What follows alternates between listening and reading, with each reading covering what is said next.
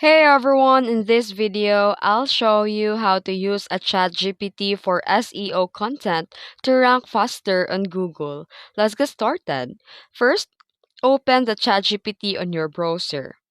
Next, start by asking the ChatGPT to find a keywords for your topic, like this example prompt here.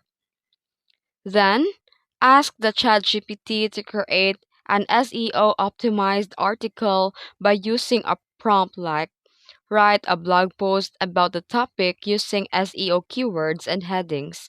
And here you need to make sure to include the title, subheadings, keyword, and you can also ask the ChatGPT to improve your content by saying make it more SEO friendly, add meta description, and improve readability for ranking. And after that, copy your content and publish it on platforms like WordPress, Blogger, or your website. And finally, promote your content on social media to increase traffic and boost rankings. And that's it. If this video helped you, don't forget to like and subscribe for more tutorials. Thanks for watching.